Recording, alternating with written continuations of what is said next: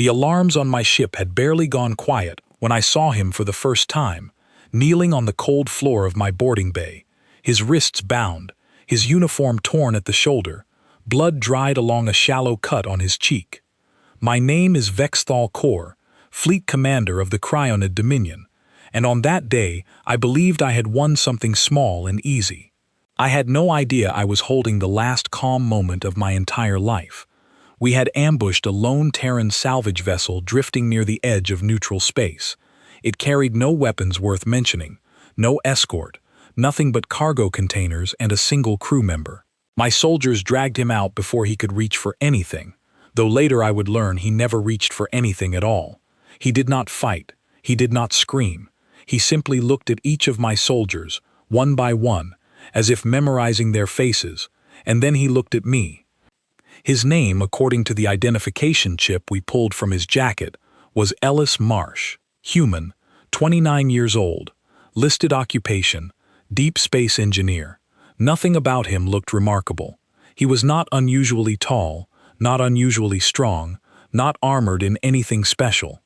To my eyes, he looked exactly like every other human we had encountered across a decade of skirmishes along the border. Soft-featured, slow-moving, breakable. We had fought humans before, in small numbers, in short clashes over disputed mining routes and empty moons. They were, by every measure my people respected, unimpressive. Their ships were slower than ours. Their weapons lacked elegance.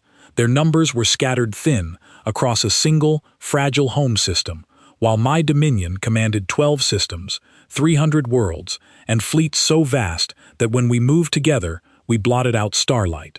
I had been taught since I was young that humanity was a curiosity, not a threat, a species that had barely learned to leave its own solar system before stumbling into a galaxy already carved up by older, colder, more disciplined civilizations. My people, the Cryonid, prided ourselves on order.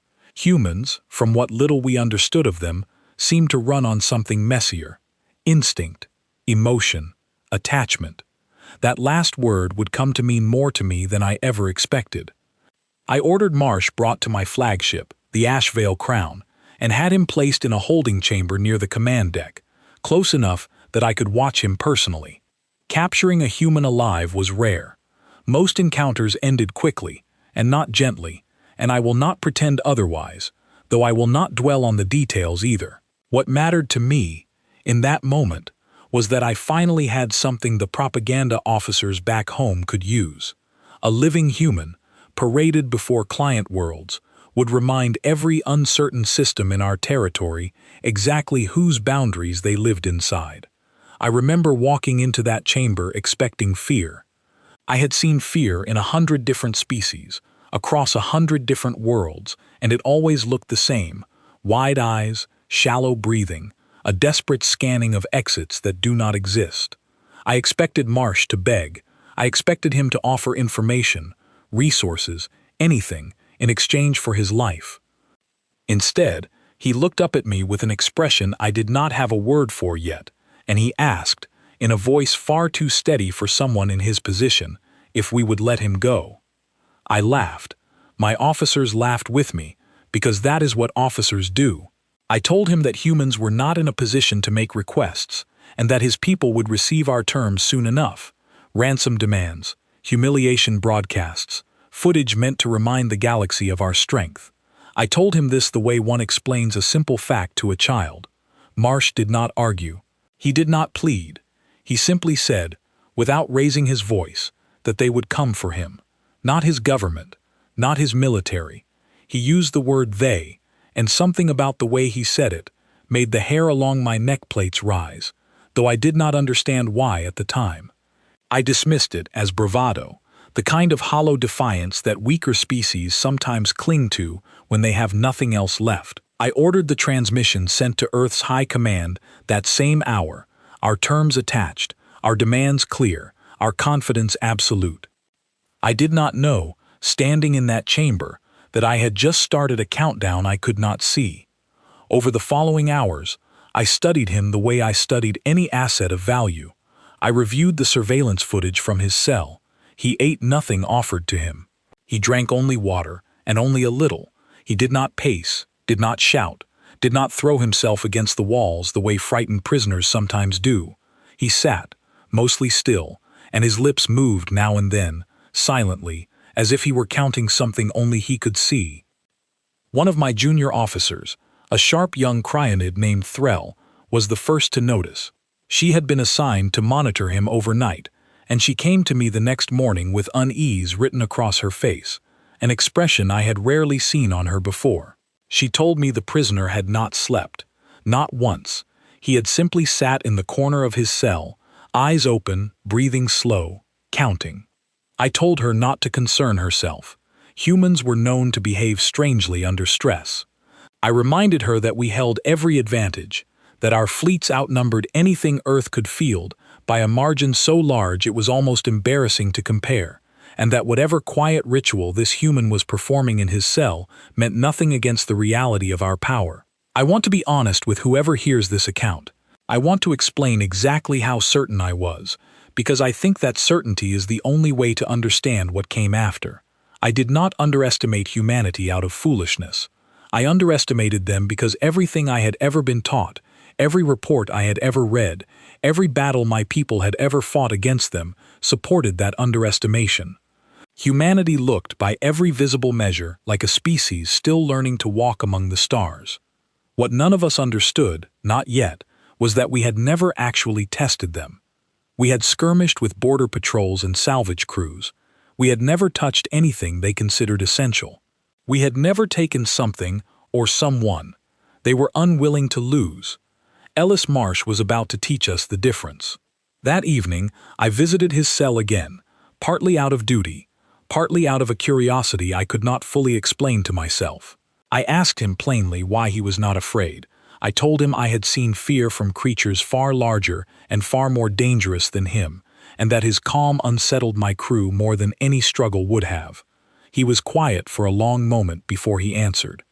He said that fear was something he had already made peace with, somewhere out past the orbit of his own homeworld, long before we had ever pulled him from that salvage ship. He said that once you accept that something might happen to you, the fear stops being useful, so you simply set it down. I asked him what he meant by "they will come," the phrase he had used the day before. He looked at me then with something that was not defiance, and was not sorrow either. It was closer to regret. He said that he had never asked anyone to come for him, that it was not his choice to make, but that the moment we took him, he had stopped being able to tell them not to. I did not understand him. I told myself I did not need to. I told myself that whatever quiet resolve he was clinging to was simply the last comfort of a captured man, a story he told himself to feel less powerless. I returned to the command deck that night with my confidence intact, my fleets positioned exactly where I wanted them, my propaganda officers already drafting the broadcast that would carry Ellis Marsh's image across a dozen client worlds. I remember standing at the viewport, looking out at the stars, thinking that this had been, on the whole, a very good week for the Crionid Dominion. I did not know that somewhere far behind me, deep within his cell, a single human was still counting, quietly, patiently, marking time towards something none of us could yet see coming. I would think back on that night many times in the years after, turning it over the way one turns over a stone looking for the crack that was always there. I had every advantage a commander could ask for. I had the numbers, the ships, the weapons, the confidence bred from 100 easy victories. What I did not have, what none of us had, was any real understanding of what it meant to a species like humanity when one of their own was taken and held against his will. We treated it as a transaction, a hostage for leverage, a face for propaganda, a name to attach to demands. To us it was simply strategy, one more move in a long, familiar game we believed we already knew how to win. To Earth, it was something else entirely. I did not understand that yet. I would not understand it for several more days, not until the first reports began arriving from our outer colonies, reports that made no sense at first, reports of stations gone silent, of entire fleets simply disappearing from every scanner we possessed. But that is a part of the story for later. On that first night, all I knew was that I held a human captive in a cell aboard my flagship, that he was calm in a way I could not explain, and that somewhere out beyond the edge of our charted space, a message had already been sent that I could not read and could not stop. I remember closing my eyes that night with a strange unease, sitting just beneath my confidence, small and quiet, like a single grain of sand caught inside armor plating. I told myself it was nothing. I told myself that humans were simply strange, that their calm meant nothing, that their silence was the silence of the defeated. I was wrong about almost everything that mattered, and I would spend the rest of my life understanding exactly how wrong I had been. The response from Earth arrived 2 days later, and it broke every rule of diplomacy I had ever known. In my years commanding fleets along the border, I had grown used to the rhythm of these situations. A hostage is taken, demands are sent, and the opposing side replies through proper channels, ambassadors, translators, careful language designed to buy time or extract concessions.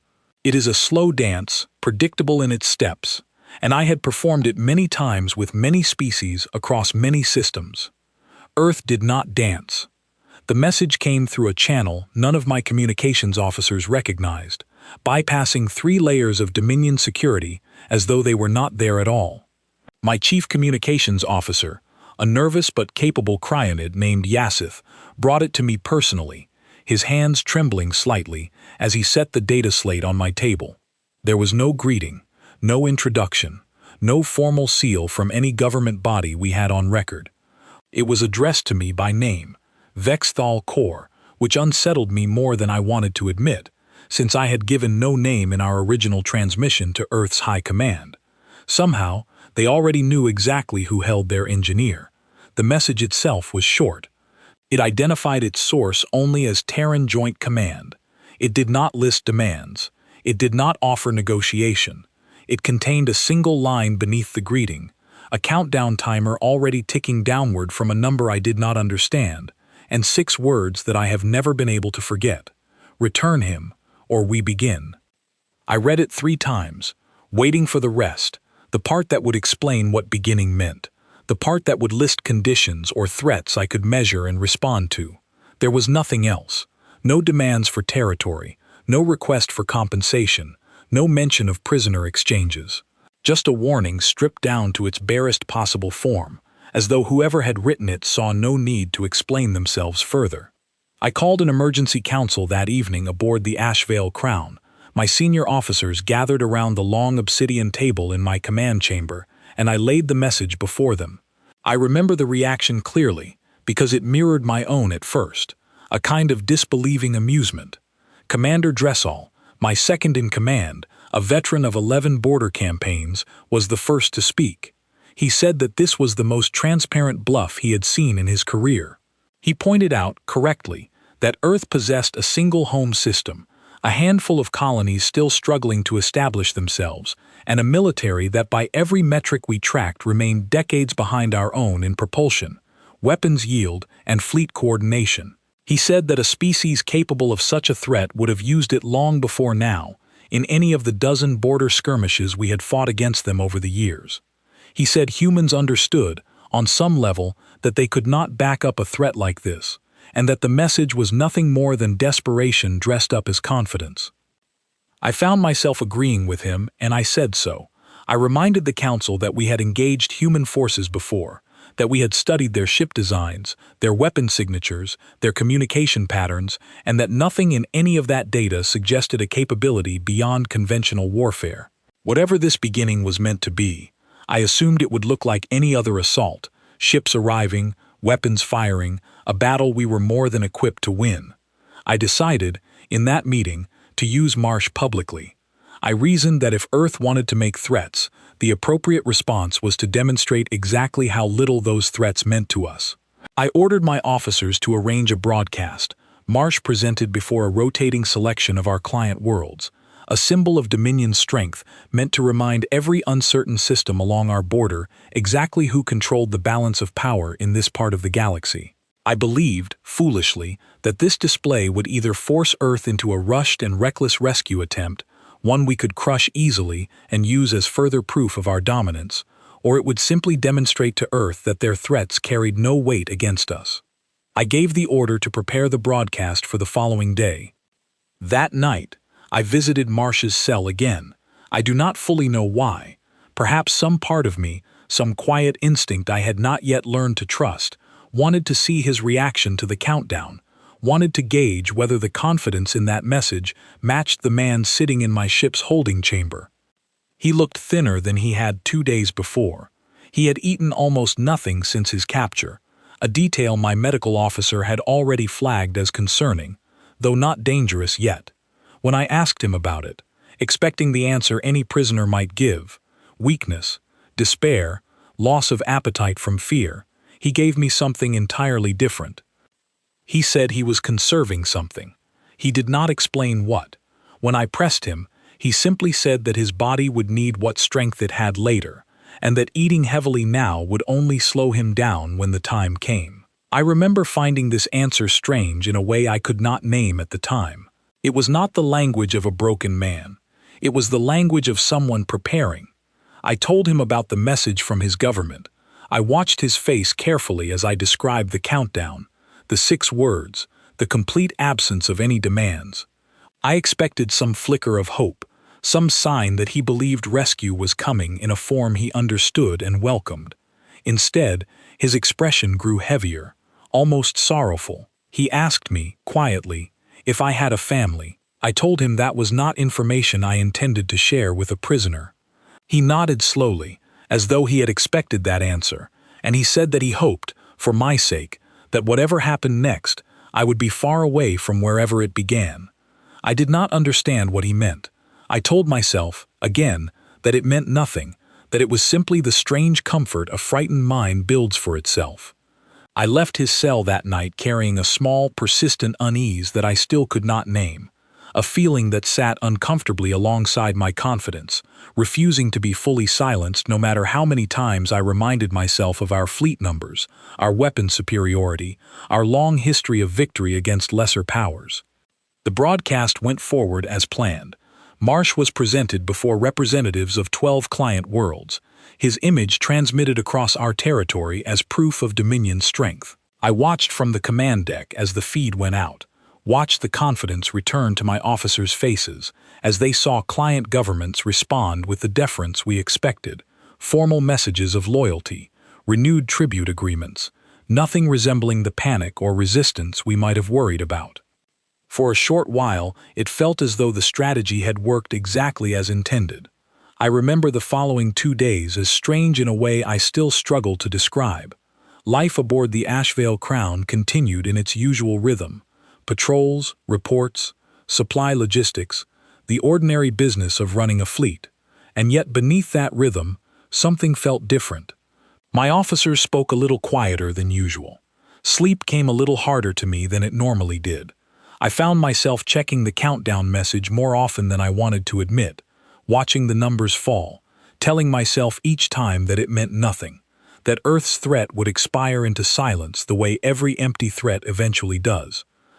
Marsh continued his quiet counting in his cell, refusing food, drinking only enough water to remain functional. On the second day, I noticed something new in the surveillance footage. He had begun, very faintly, to smile. Not the smile of someone finding humor in his situation. Something closer to recognition, as though he could sense something approaching that the rest of us could not yet perceive. I asked my medical officer whether this behavior suggested some kind of psychological break, a mind giving way under the pressure of captivity. She reviewed his vitals carefully and told me, with some confusion in her voice, that his readings did not match any pattern of psychological distress she had ever recorded. His heart rate was steady, his breathing was calm. By every measurable standard, Ellis Marsh was not a man falling apart. He was a man waiting. I did not want to admit, even to myself, how much that observation troubled me. On the 3rd day, I received the first fragmented report from Threll Station, our second largest shipyard, sitting well within what we considered secure Dominion space. 3 full systems away from any border we had ever considered vulnerable. The report was garbled, incomplete, cut off mid-transmission. It mentioned an unusual reading on their long-range sensors, something approaching from beyond the edge of their detection range, moving in a pattern none of their analysts recognized. I remember dismissing it at first as sensor error, a common enough occurrence given the age of some of our outer station equipment. I told my officers to request a follow-up report and continue standard operations. The follow-up report never arrived. I did not know it yet, standing on the command deck of the Ashvale Crown with the countdown message still glowing faintly on a nearby display, but the number on that timer had already reached its final digit. Somewhere far beyond our sensors, something had already begun, and nothing my fleet, my strategies, or my confidence could do would be enough to stop what came next.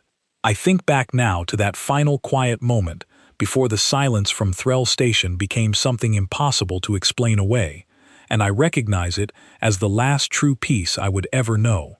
I stood at that viewport, watching stars that had always felt permanent, believing that whatever Earth intended to do, my dominion would weather it the way we had weathered every threat before. I did not yet understand that Earth had never been sending us a threat we could weather. They had been sending us a warning, one final chance, and we had let the countdown run all the way to zero. The silence from Threll Station lasted exactly 40 minutes before the first survivor signal reached us, and when it did, I wished, for the rest of my life, that it had stayed silent instead. A single escape pod had launched moments before contact was lost, carrying a maintenance technician named Korvath, who had been working in an outer docking ring when whatever happened, happened. His signal was weak, his voice shaking so badly that my communications officer had to filter the transmission twice before we could understand him clearly. What he described did not match anything in our combat records, and at first, I assumed shock had scrambled his account beyond usefulness. He said there had been no explosion, no weapons fire, no visible ships on any scanner.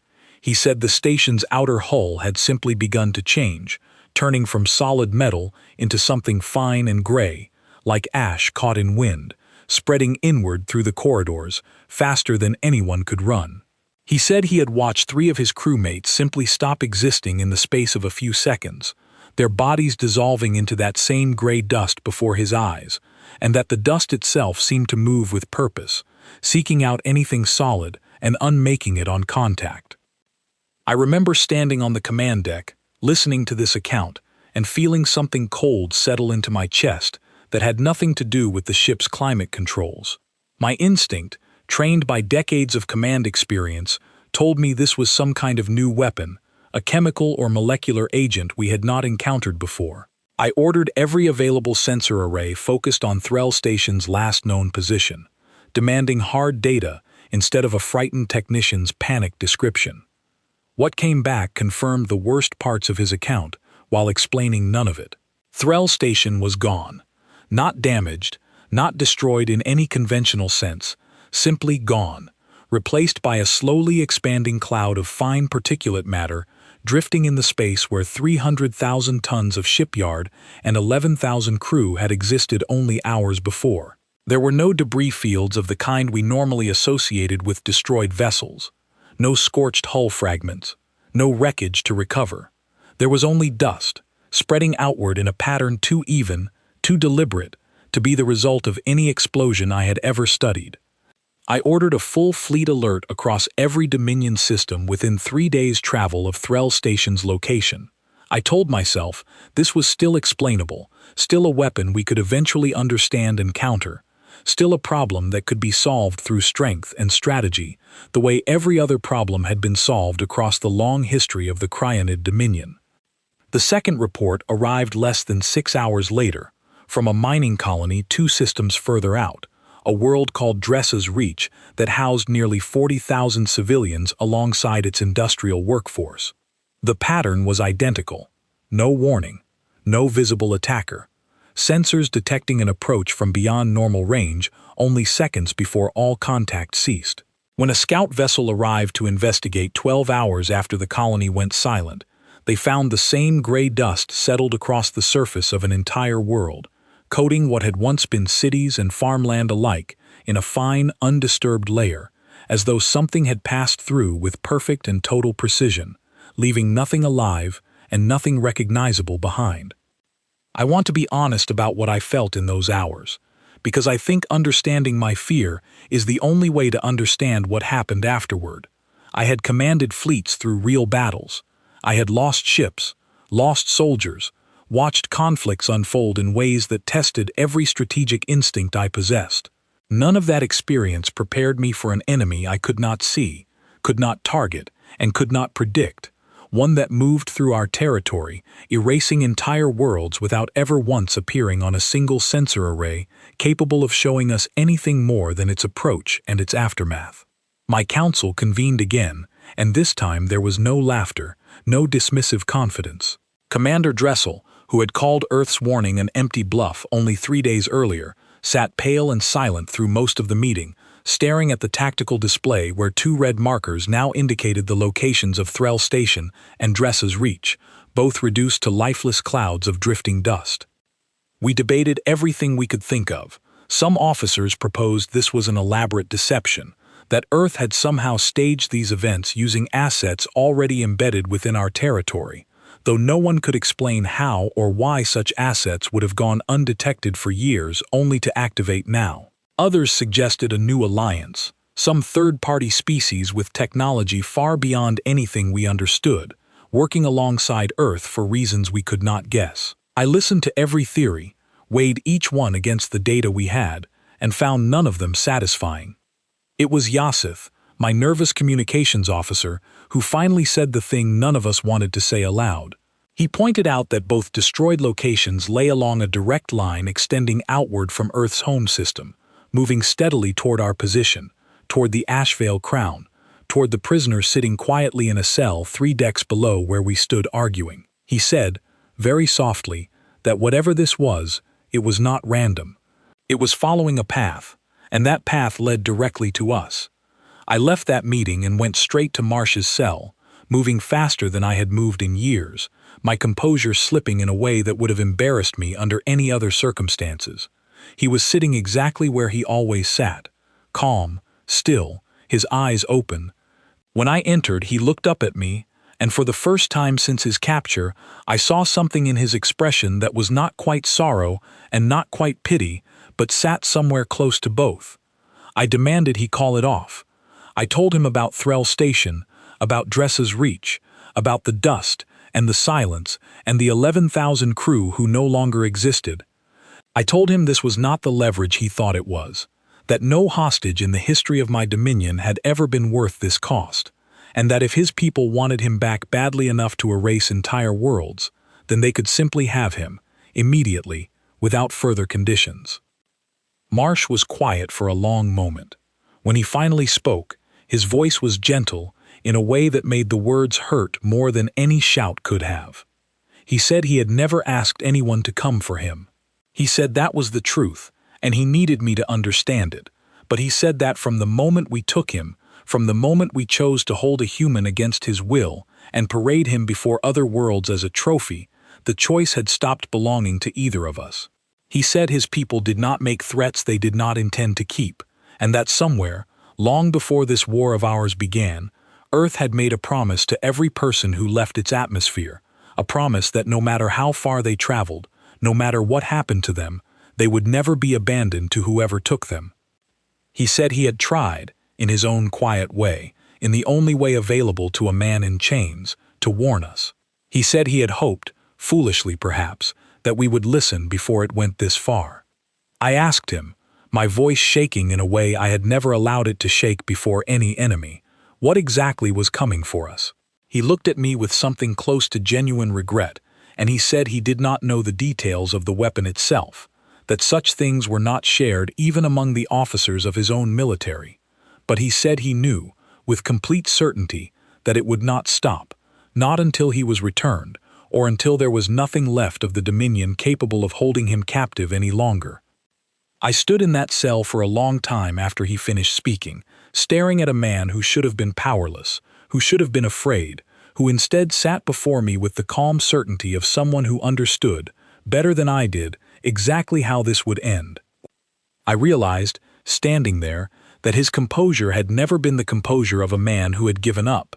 It was the composure of a man who knew, without any doubt, that he was not alone, and that somewhere beyond the reach of my sensors, An entire civilization had already decided his life was worth more than anything my dominion could offer in exchange.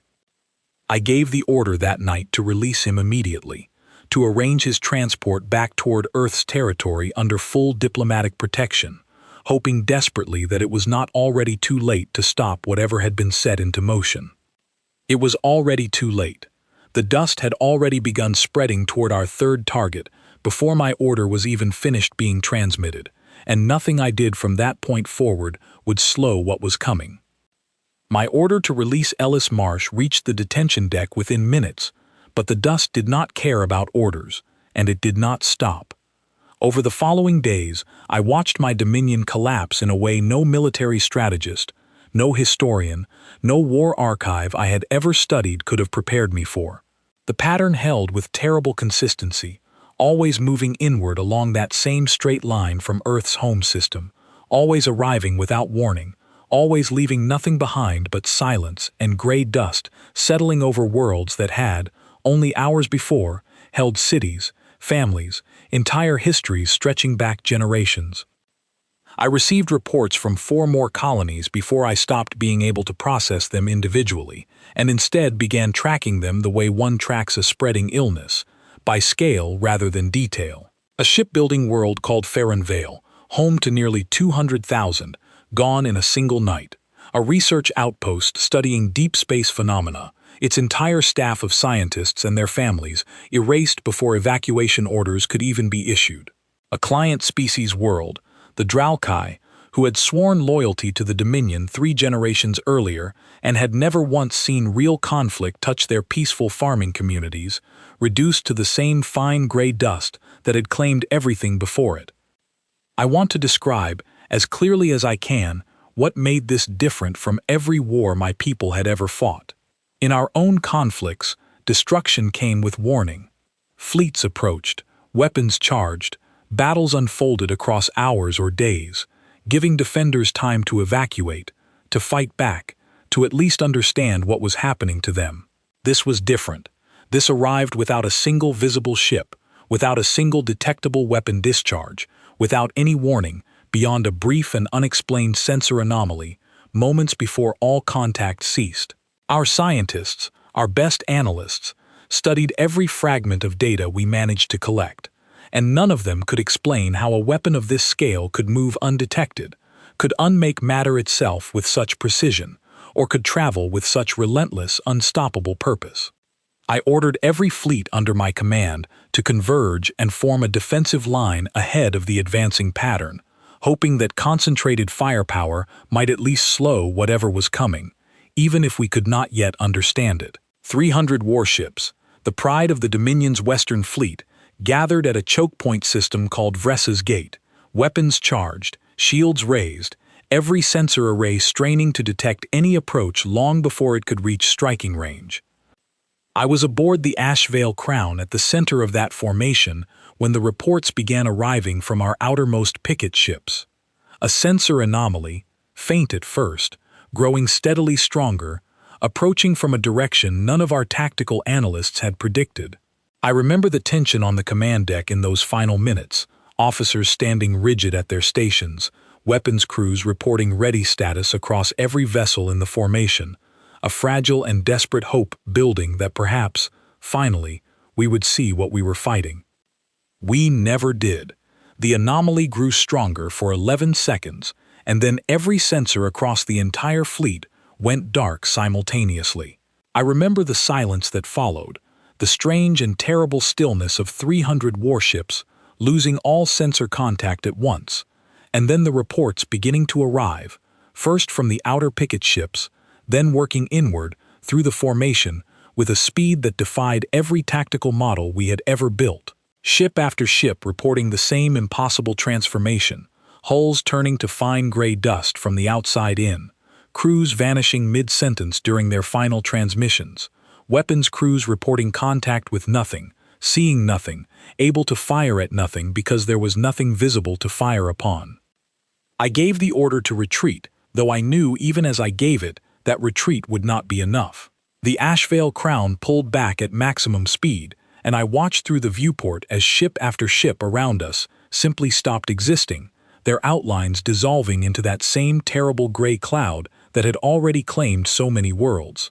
We lost 211 warships at Vressa's gate in less than 4 minutes, the single greatest loss of life and material in the recorded history of the Crionid Dominion, and we never once identified a single attacking vessel. I returned to my flagship's command deck afterward, and found it changed in ways I had not expected. My officers, disciplined professionals who had served through real conflicts, sat at their stations with expressions I had never seen on any crew of mine before. Something beyond fear, something closer to a complete unraveling of every certainty they had built their careers upon. Commander Dressel approached me privately that evening and told me, quietly, that several officers were requesting reassignment to any vessel not directly involved in the retreat, and that morale across the fleet was collapsing faster than any disciplinary measure could contain. I broadcast a full surrender that night, transmitted on every frequency I could access, addressed to Earth's Terran Joint Command, offering complete and unconditional withdrawal from any contested territory, offering reparations, offering anything I believed might convince them to stop. I received the same silence Earth had given us before their first warning. No response, no acknowledgement. The dust continued spreading, unbothered by diplomacy, unmoved by surrender, following its path with the same relentless precision it had shown from the very beginning. I understood, sometime during that long and sleepless night, that this had never been a war I could negotiate my way out of. Earth had not sent an army to punish us. They had sent something closer to a natural law, a consequence as inevitable and as indifferent to bargaining as gravity itself, set into motion the moment we chose to hold one of their own against his will. The final days aboard the Ashvale Crown were the hardest of my life to recount, even now, and I will describe them honestly, though it brings me no comfort to do so. As the dust drew closer to our position, closer to the last major fleet concentration still capable of offering any resistance, discipline aboard my ship began to fracture in ways I had never witnessed in decades of command. Some of my crew, desperate and frightened beyond reason, turned their anger toward Marsh, who remained aboard the Ashvale Crown awaiting transport that had not yet arrived. I intervened personally when I learned that a small group of junior officers had gone to his cell intending to end his life, believing, in their panic, that removing the reason for Earth's warning might somehow stop what had already been set into motion.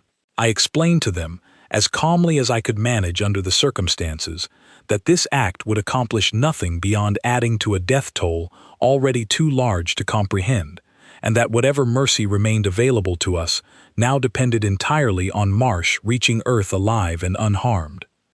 Other crew members reacted in the opposite direction, gathering outside his cell not with anger but with desperate pleading, begging him to somehow call off what was coming, as though he possessed some hidden authority over Earth's military that he had simply chosen not to use.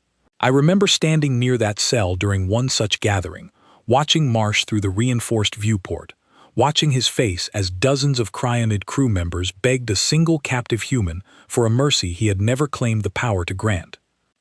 He looked exhausted in ways that had nothing to do with his refusal to eat. He looked like a man carrying a weight he had never asked for, watching consequences unfold that he had tried, in his quiet and limited way, to prevent from the very beginning. When the dust finally reached the outer edge of our formation, when sensor readings confirmed that whatever force had unmade 200 worlds and 300 warships was now less than an hour from the Ashvale Crown itself, Marsh did something I did not expect, something that has stayed with me every day since. He asked to be brought to the command deck. I allowed it, partly out of exhaustion, partly out of a curiosity that had never fully left me since the day we first captured him. He stood before the main viewport, watching the same approaching darkness the rest of us watched, and then he turned to my crew, many of whom stood frozen with terror at their stations, and he spoke. He told them calmly that he was the reason this had started, and that he intended to use whatever standing that gave him to buy them time to evacuate. He did not explain how he knew this would work, and I did not ask. He simply stood at the forward viewport of my flagship, a single unarmed human surrounded by an alien crew who had captured and held him against his will, and he waited. I do not fully understand what happened in the minutes that followed. The dust reached the outer hull of the Ashvale Crown, and for reasons I still cannot explain, it did not immediately claim the entire ship the way it had claimed everything before it. It seemed to pause, or perhaps slow, granting a narrow window that should not have existed, a window my remaining crew used to reach what escape pods we still had, scrambling toward survival with a desperation I will never forget. I was among those who escaped that day, though I did not deserve to be. Ellis Marsh remained aboard the Ashvale Crown until the very last moment, ensuring that as many of my crew as possible reached safety before the ship, and everything still aborted, disappeared into the same gray silence that had already claimed so much of my dominion. I watched from my escape pod as the Ashvale Crown, my flagship, my command for over a decade, dissolved into drifting dust, and I understood, finally, completely, that the softness we had mocked in humanity, the mercy we had dismissed as weakness, had been the only thing standing between my surviving crew and total annihilation. I did not know, in that moment, whether Marsh had survived the ship's final destruction or whether his act of buying us time had cost him the very life his people had moved an entire military to protect. That uncertainty would follow me for a long time afterward, through every quiet, dust-covered day that came next. I survived the fall of the Ashvale Crown, along with 63 other crew members who had reached escape pods in those final desperate minutes, and for a long time afterward I wished, quietly and privately, that I had not. We drifted for nearly 2 days before a Dominion recovery vessel found us, one of the few ships still operating in a region of space that had, only a week earlier, held some of our most secure and heavily defended territory. I remember boarding that recovery ship in silence, surrounded by crew members who had served under me for years, none of us speaking, none of us quite able to look each other in the eyes. We had survived something none of us fully understood, and survival, I learned quickly, carried its own particular kind of weight. The days that followed brought clarity in the cruelest possible way, through reports arriving from every remaining corner of Dominion space, each one confirming losses too large to fully comprehend. The advancing pattern of destruction had not stopped when the Ashvale Crown fell. It continued for another 11 hours, before finally, without any announcement or explanation, it simply ceased. No further worlds went dark. No further fleets vanished. The gray dust that had claimed so much simply stopped spreading, as suddenly and as silently as it had begun. I did not learn the full reason for that sudden halt until many weeks later, when fragments of information began reaching us through neutral channels, traders and diplomats from species who remained uninvolved in the conflict and had maintained limited contact with Earth throughout. What I learned, when I finally pieced it together, confirmed what I had already begun to suspect, standing on that command deck, watching Ellis Marsh face down an advancing wall of destruction with nothing but his own presence and his own words. He had survived. He had been recovered from the wreckage of the Ashvale Crown by whatever force Earth had unleashed, though the details of how remain something I have never fully understood.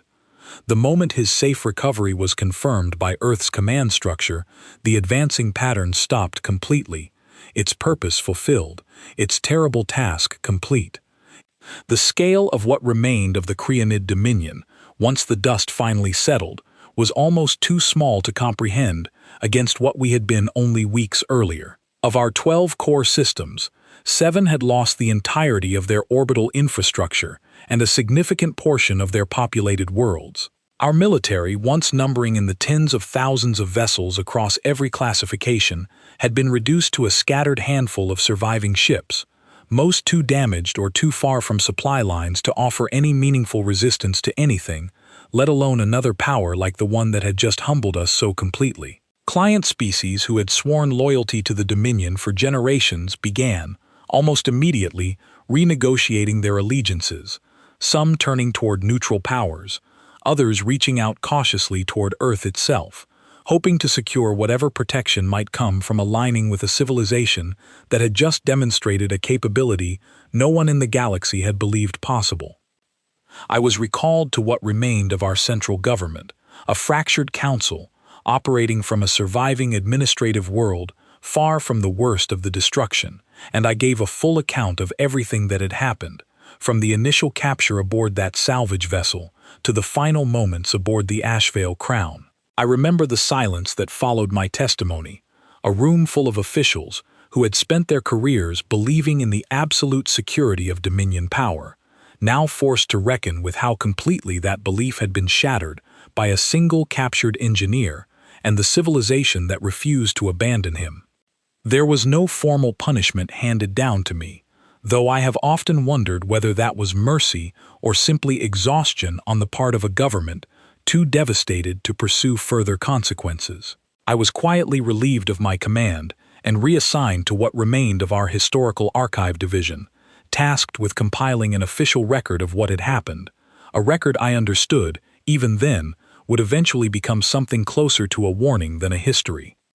I want to use the remainder of this account to reflect honestly on what I believe we misunderstood, because I think that understanding matters more than any tactical detail I could offer about the destruction itself. We had judged humanity by the same measures we judged every other species we encountered: fleet size, weapon technology, territorial control, population numbers. By every one of those measures, Earth appeared weak, fractured, and unremarkable, a young species still finding its footing among older, more established powers. What we failed to measure, what none of our analysts, none of our historians, none of our military strategists had ever thought to account for, was the depth of what humanity was willing to become for the sake of even one of their own. I spoke, in the months following my reassignment, with several surviving diplomats and traders who maintained contact with Earth, hoping to better understand what we had actually witnessed. What I learned painted a picture very different from the one I had carried into that first encounter aboard the salvage vessel. Earth, it seemed, operated under a principle so deeply embedded in their culture that it rarely required explicit statement, a belief that no person who left their homeworld to explore, to work, to build a life among the stars would ever be abandoned to whatever fate found them out there. It was not a formal law in the way my Dominion understood laws. It was closer to something instinctive, something woven so completely into how humans understood their obligations to one another, that violating it, even unknowingly, even by a civilization that had no way of understanding the weight of what it was doing, triggered a response that no outside power could have predicted or prepared for. I do not believe, even now, that Earth intended for this to become a demonstration of dominance across the wider galaxy. From everything I have since learned, their response was never about proving strength to distant powers who had never threatened them. It was, as strange as this may sound coming from someone who witnessed the destruction of an entire fleet, an act rooted entirely in something closer to love, a refusal to let one of their own remain in danger while any option still existed to bring him home. That distinction matters more than I initially understood. A power that destroys to prove its strength is a power that can be reasoned with, negotiated against, eventually outmaneuvered by a rival clever enough to find its weaknesses. A power that destroys because it will not abandon its people, regardless of cost, regardless of scale, regardless of how far that destruction must reach, is something else entirely. It is not a strategy. It is a promise, and promises like that do not bend to negotiation. I eventually learned what became of Ellis Marsh after his return to Earth, through a report shared by a neutral trade envoy who had maintained contact with Terran officials in the aftermath of the conflict. He had returned to his homeworld largely unharmed, physically at least, though I imagine the events he witnessed left marks that no medical scan could fully measure. He returned to a quiet life, declining most public attention despite having become, without ever seeking it, one of the most recognized names across a dozen neighboring star systems. He was asked, according to that same report, in one of the few public statements he ever gave, why his government had done what it did, why an entire military response of that scale had been mobilized for the sake of a single engineer aboard an unremarkable salvage vessel. I have read his answer many times since first learning of it, and I do not think I will ever stop turning it over in my mind. He said that it was never really about him specifically. He said that if it had been anyone else aboard that ship, the response would have been exactly the same, because the promise that had been kept that day was never made to him individually. It was made, quietly and without ceremony, to every person who had ever left Earth's atmosphere, hoping to build something new among the stars, a promise that no matter how far they traveled, no matter what happened to them out there, they would never be forgotten and never be abandoned. And then he added the line that has since traveled further across this galaxy than any Dominion propaganda broadcast ever managed to reach, a line that traders repeat now in ports far beyond either of our territories, a line that has become, whether Earth intended it or not, both a warning and a kind of quiet legend among species who once believed themselves untouchable. You do not take what isn't yours, especially not one of us. I think about that line often, sitting now in what remains of our historical archives, surrounded by records of a dominion that once spanned 12 systems and now struggles to hold together 7. I think about how easily this could have been avoided, how a single decision made in the confidence of assumed superiority set into motion consequences that no amount of strategy or firepower could have prepared us for. I think, too, about Ellis Marsh himself, and about the strange, quiet dignity he carried through every moment of his captivity. He never once threatened us. He never once gloated, even after everything that happened, even after watching an entire fleet destroyed on his behalf. He asked, simply and honestly, to be let go, and when we refused, he did not fight, did not scheme, did not do anything except wait, with a patience that I now understand was never resignation, but faith, a quiet and unshakable trust that his people would not let him remain a captive for long. That faith, it turns out, was the most dangerous weapon aboard my entire fleet, more dangerous than any warship, any weapon system, any technology my Dominion had ever developed, because it was not built on strategy or calculation. It was built on something far harder to counter, a bond between a people and their own that ran deeper than any alliance my species had ever understood.